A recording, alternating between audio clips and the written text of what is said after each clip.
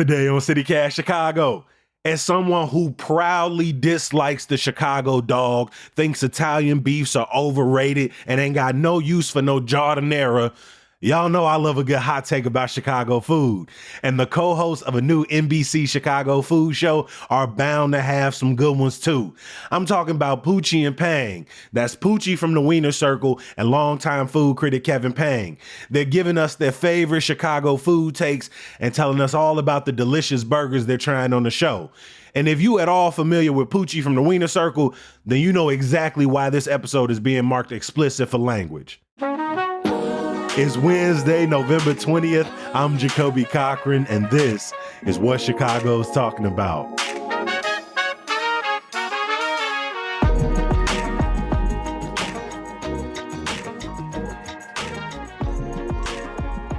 I'm still not a big burger person, and Kevin really just tormented me. I'm just not going to do that. Well, sorry, Poochie, that I made you eat 18 burgers over the course of 2 weeks. I know, trying to put all that weight on my ass. I had to go on a detox. Poochie and Pang premieres November 24th after Sunday Night Football. We are joined by the co-hosts Poochie and Kevin Pang. Kevin, welcome back to CityCast Chicago. Nice to see you, Jacoby. Hey, always glad to have you, my friend. Poochie, like tens of thousands of Chicagoans, I have been cussed out by you at the Wiener Circle. Welcome to the podcast. Thank you. Thanks for having me. Kevin, you've been writing about food professionally for nearly 2 decades. Poochie, you've been working at the Wiener Circle in Lincoln Park since 1998. I got to ask, how the hell did the two of y'all meet each other? He came in stalking me, secretly recording me, and he wanted to pay for a damn cheeseburger with a Ziploc bag full of pennies. He Wait a second. stayed in contact with me, and like he the first person to really got a chance to know who Poochie was outside of the Wiener Circle, and we just became friends, and I just can't get rid of him. Wait a second. Hold on. I got to jump in here, Jacoby, because the way that she phrased it makes me sound like a total creep, right? It was creepy. It was creepy. But the truth is that I did a show when I was at the Chicago Tribune called The Cheeseburger Show. And one day I decided, you know what, it would be really fun to go to the Wiener Circle. And Poochie is already well known at this point. And I decided to antagonize the hell out of her. And so I asked questions and I had a hidden camera in tow. Is the cheddar, do you have vegan cheddar? Is the beef sustainably raised? Didn't you say Gorgonzola at one point? Do you have like Gorgonzola, like Camembert? What the fuck is like a taco stand? Gruyere, no? Cheddar burger or American, pussy lips? Cheddar or American? Well, can I have... Cheddar or American? Okay, I want cheddar. No, wait, hang on a second. Okay. Fuck. Yeah, Gorgonzola. I just try to name the most Frenchiest sounding cheese as possible just to annoy the hell out of her. And it really worked. She got increasingly angrier. And it wasn't until I brought out my bag full of pennies and nickels and I dumped every coin and I tried to make it as loud of a clatter as possible that she just completely went berserk. Okay. Hang on a second. Oh, hell no. Do you take? I only have spare change. How much is it? $4.50. Okay, asshole. hang on a second. Give me a second. Come on, motherfucker. Count it 10. I'm 10, counting. 20, 30. And it was really funny, I thought. We put it up on YouTube, and that was like one of the few segments that sort of went viral at that point in 2009. And like Poochie said, we kept in contact, and we're actually like legitimately friends. We've been texting each other, just seeing how each other are doing. Mm-hmm. And, this show came about, and I could not have found a better dance partner than Poochie. That's right. Poochie, you're very much in some ways a local celebrity in Chicago. You're from the South Side off of 71st Street. You've been cussing people out on the North Side for 20 plus years. I mean, I really just got to ask, do you enjoy, like when a person like Kevin comes in or any other person comes in, do you enjoy cussing them out? Yes, I do. I enjoy cursing anybody out. But it's always a fun thing. You know what I mean? If I curse you out, it's not to make you feel a certain type of way, hurt your feelings or nothing. So it's always love. I'm like that crazy auntie cousin, smoke a lot of weed, curse you out, talk a lot of smack. So that's me. I love that you all met at a place known for selling hot dogs, but you in there talking about burgers. And so I really want to get some Chicago food questions, some hot takes in here as well, because Chicago is obviously known for its hot dogs. But since season 1 on the show is all about burgers, I want to know, is Chicago really more of a burger city than a hot dog city?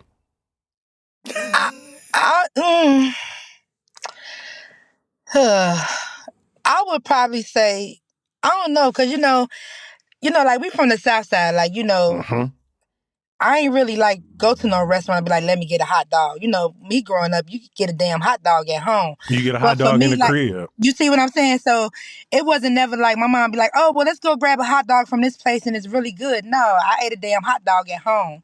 And if we was going out, typically it'd be a burger. You know what I'm saying? Like we go to the restaurant, we order a cheeseburger, we want the fries with the mild sauce or Harold's chicken or something. You know what I'm saying? So yeah, I would think it's me. I'm speaking for me personally. I would think it's more of a burger than a hot dog place. I actually really relate to that because, like you said, I feel like growing up, if my mama was like, we got hot dogs at home, I was like, all right, that makes sense. I can make it and it be the way I like it. Exactly. Versus if my mama was like, we got burgers at home, I'm like, I don't want that burger. Well, what Eddie Murphy say, I don't want that green pepper onion burger. Right. That ain't McDonald's. Kevin, what about for you? Is Chicago secretly more of a burger city no matter what, like the mass media will tell us? Well, look, the Chicago hot dog it's a singular thing. It's you can find a Chicago hot dog really only in Chicago, and it's one of the things. It's one of our greatest culinary exports, right? But it's only they're really made the exact same way. When it comes to burgers, the burger, it's just a blank canvas. You can have anything on it. So one of the places that Poochie talked about as one of her favorites, we went to an Argentinian burger restaurant in Oswego, which like you think Argentinian burger place, what's that like, right? And the fact that there is a great Argentinian burger place, there's also a great like a country western style burger with bacon and barbecue sauce. And then on the other end of the spectrum, you've got $18 Wagyu double burger at a place called Gretel. And then you go down to the south side, Poochie's cousin at a place called V's Convenience Store. She sells a fantastic $8 cheeseburger. And so I love the fact that burgers, at least in Chicago, but really anywhere in America, it completely runs the gamut. It's a full spectrum. It can be anything or everything that you want it to be. Poochie, what was the most surprising burger you had while y'all were out here eating y'all way across Chicago? I think we tried, I don't know if that's going to be on the show, but I know we tried a burger with peanut butter on it. Oh, that's going to be on the show. Oh, yes. Yeah. It was a weird taste, but it wasn't like weird taste. It was like, oh, okay, I could take a bite of this. Now, I wouldn't personally go and just say, I'm finna go get one of them peanut butter burgers. But, just to try it and just for the taste, it wasn't bad. You know what I mean? But that Argentinian burger that he's talking about, man, listen here, that motherfucker slammed. You hear me? That bitch was... Hey, I've been to an Argentinian steakhouse. They know their way around some good beef. The meat or something, the seasoning, that bitch was banging. I want one right now. You hear me? That bitch was banging. But I've been at, Wiener Circle 26 years, 27, somewhere around there. But so I've had my eat a burger here, eat a burger there. You know what I'm saying? I'm tired of damn burgers. And then, so I'm quick to like eat a chicken sandwich or a Polish or something, or maybe a hot dog. But yeah, I'm just all burgered out. So much of the show is you all going around trying different restaurants in Chicago, around the Chicagoland area. But right, you come from different places, got different backgrounds. Poochie, what's your approach to critiquing food? This how I do it. If I taste it and it's good, it's seasoned right, it's cooked right, then, I'm all down for it. But, I'm an honest person. If it's nasty, it's blended, it's not seasoned, it ain't cooked right, I'm just going to tell you how it is. So, Kevin is the more professional one, like when it comes to food, like he does the journalism, but he going to give you the more professional way of not try to hurt your feelings, as opposed to me, I'm more blunt. And I'm like, hey, no, Kevin, this shit is either nasty or, it's hidden. It's either good or it ain't. But actually, every burger that we had, I can actually say was really, really good. And look, I think that is something I find totally refreshing because if you are a food writer, if you work in food media, there's a certain verbiage, there's a certain language that you speak in. And, a lot of times I find it just completely insufferable and annoying, Jacoby. And so to have someone like Poochie, who is really, she is the everyman. She is speaking for the proletariat. I just find that completely refreshing, especially for a show that is ostensibly, let's try to find really good burgers and tell people what we like about it. I find that really refreshing and really much needed from the food media that we have today.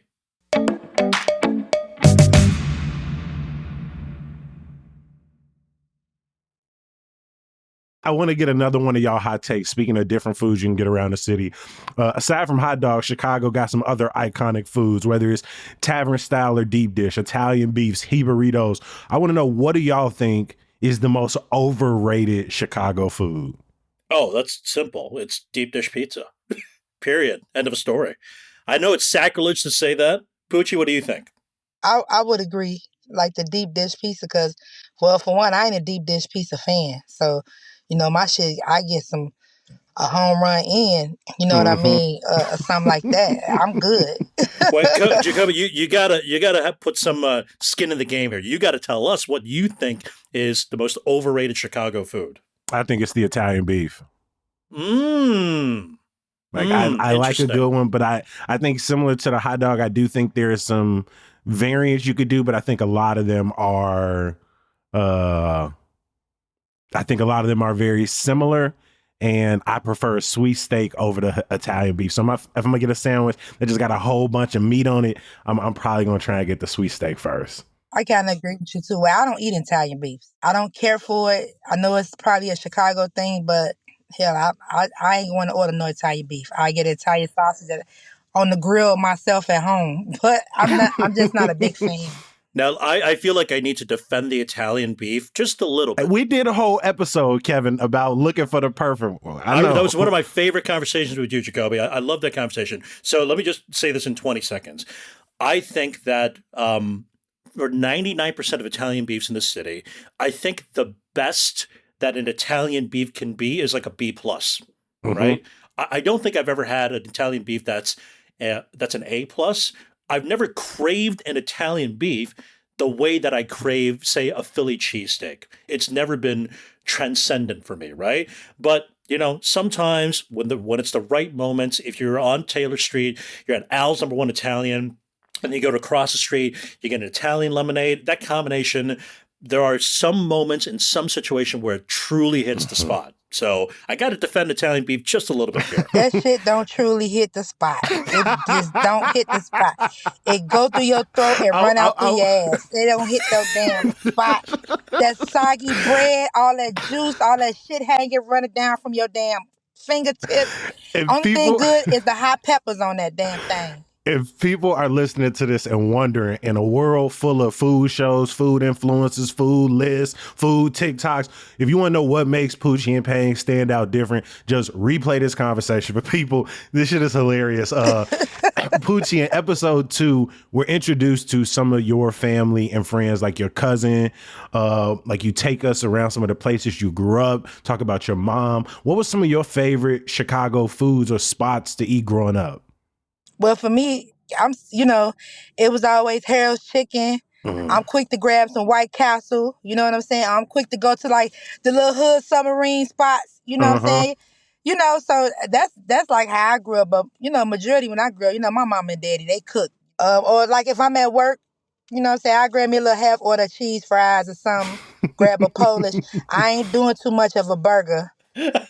I completely understand though. I had a house where my mother, pretty much every day of the week, was, like you said, had some rice going, had some pork chops, had some smothered potatoes. So anything outside my house was a privilege, whether it was pizza, whether it was White Castle, whether it was Harold's. I gotta ask you, what's the best Harold's in the city for you? Hey, listen, I ain't gonna even lie. I just had 87 right off Ryan? 87 right under the Viloc. I think it's like right off Halstead or like right off Vincennes.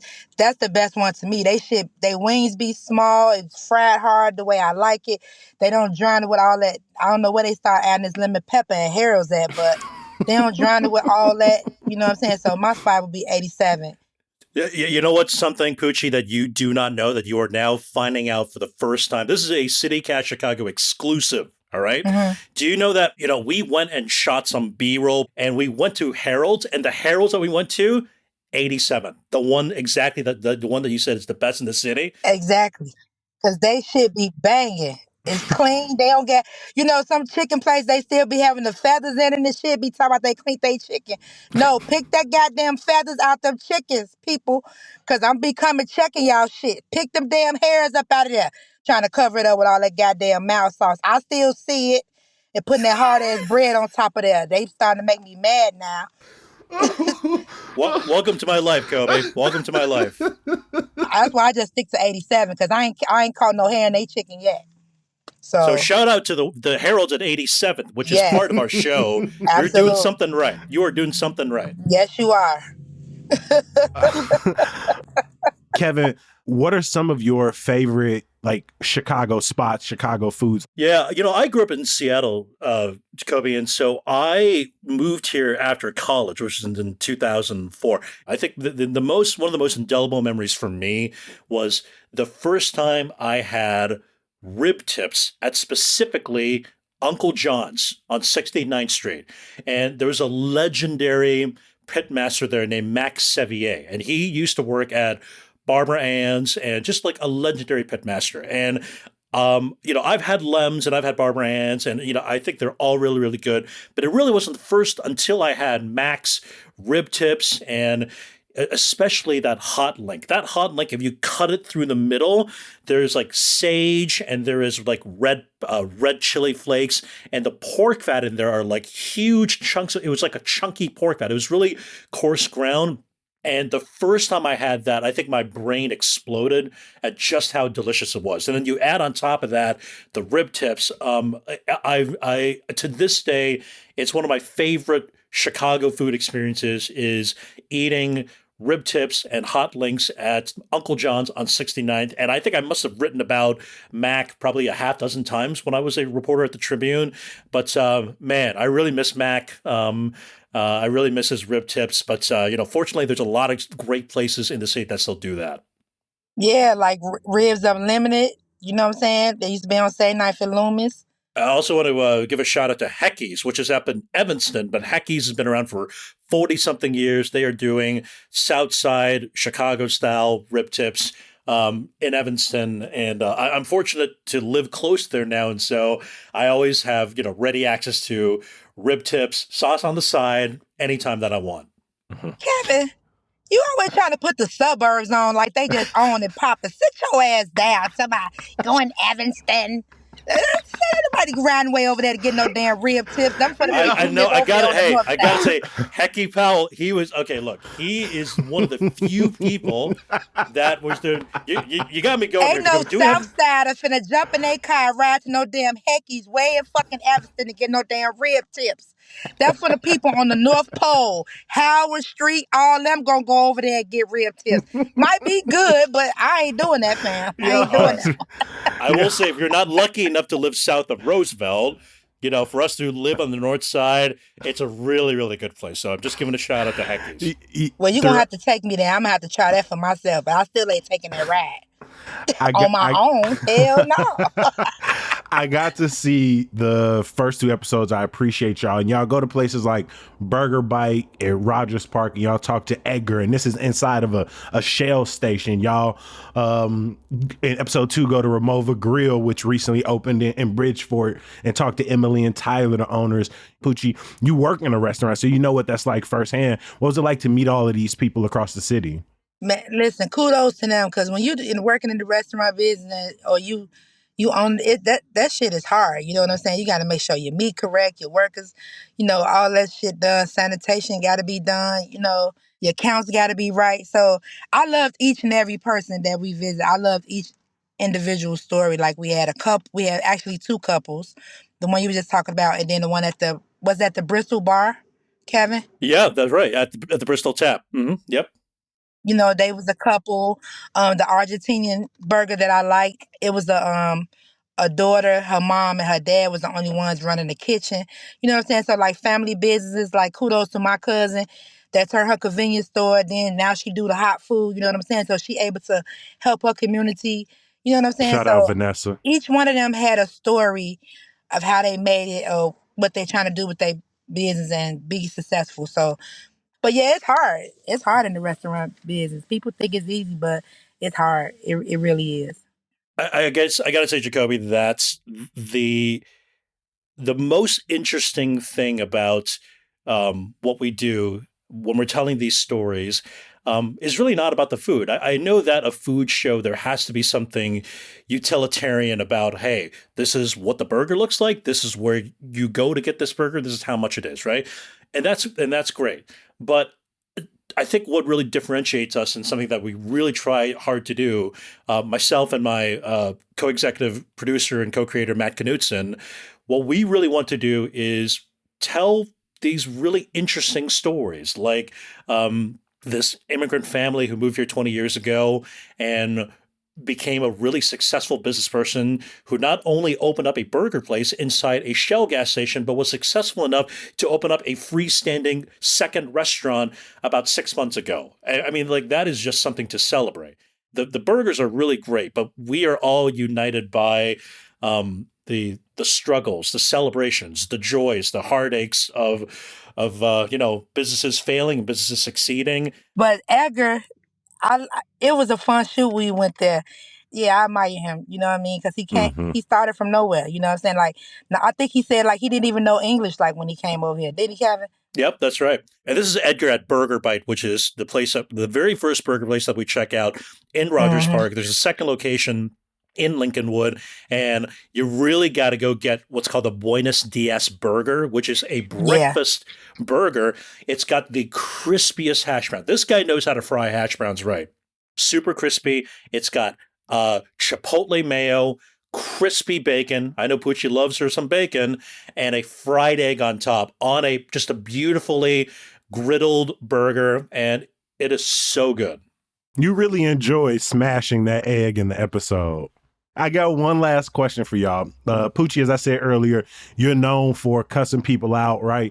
Saying some mean things to people at the Wiener Circle. Kevin, I think you try to keep things positive, but I know you've had to write some negative reviews in your time. So I'm curious for each of you, like going into this project, how do you balance giving some honest critique, your personal taste, highlighting a small business, but also, being honest? Like if you don't like a burger, you don't like a burger. Yeah, that's a really fair question. Matt Knutson and I, my co-creator, we scouted out dozens of restaurants before we started the show. We're only going to the places that we like because I don't think it's so hard to run a business as is. And sometimes if you have a bad experience at a restaurant, it could just be something happened that one day where you got really bad service or the food was just not seasoned right, right? And to let that one small sample size be representative and to make this decree with the platform that we have to say this is not very good, I mean, it could really be destructive to these families' lives and businesses. So we made a very conscious decision to only highlight and celebrate the places that we know have really, really great burgers. And I think that's one of the reasons why Poochie has had really good experiences that I did not make her suffer through 18 mediocre burgers. These are 18 really terrific banging burgers. Oh yeah, I told them that before we start filming. Like, so do y'all want my honest opinion? And they already cut that. They shut that shit down. They like, no, we only went to good spots we like because we don't. But I wouldn't have. Even if I didn't enjoy something, like, unless they in the Wiener Circle, I'm going to give you the raw. You know what I'm saying? Like, man, your shit. But I wouldn't do that. You know what I'm saying? Knowing like we was filming, like, even if it wasn't good to my taste, I would still give them a good review. You know what I'm saying? That after the cameras go, I was like, man, that shit was nasty. But I wouldn't do that to hurt nobody business. You know what I'm saying? But not once, Poochie, was there a burger that you thought this was nasty. Every single one, legitimately. No, every single one was good. It was, you could sit down and eat. You know what I'm saying? And you wouldn't be like, ew, you know what I'm saying? Like a weird taste. Cause I'm a real picky eater. So, but I can actually say, even though I'm tired of burgers, but every place that we actually went to, they really had good burgers. And then they was making my shit how I wanted it, well done. So I didn't have a problem with nothing. As long as they didn't serve me nothing pink, I was good. And it was seasoned. So I didn't experience nothing bland. I didn't experience nothing undercooked. Even though Kevin eat his burgers like that, but everyone made sure my stuff was like no pink. It was seasoned right. So I ain't had no complaints. What food we doing next season, y'all? We doing burgers this season. What we doing next season? I don't know. I'm trying to get us to do some chicken, or we want to do like chicken and barbecue. Cause, I love chicken and he love barbecue. So I don't know, wherever. I will watch y'all sample anything across the city and meet whoever you meet. Again, I love the first 2 episodes. I'm so excited for people to get to see this. Poochie and Pang premieres November 24th after Sunday Night Football. I want to give another huge thank you to our guest and the co-host of the show. Poochie, thank you for joining us on the podcast today. Thank you. And shout out to the homie Kevin Pang. Kevin, thank you for joining us again. Thanks, Jacoby. Always great to talk to you. Before we get out of here, make sure you bookmark our website, chicago.citycast.fm. There you can find our neighborhood and walking guides, sign up to become a CityCast Chicago member, and also subscribe to our daily newsletter, Hey Chicago. Nah, I ain't forget the good news. In honor of Native American and Indigenous Peoples Heritage Month, I got a couple events happening this weekend, including Commemorative Day at the Chicago History Museum Saturday from noon to 3 p.m. And on Sunday, the Center for Native Futures is hosting a poetry reading event from 1 to 3. As always, we appreciate you for listening and reading. We're going to be back bright and early tomorrow. We'll talk to you then. Peace.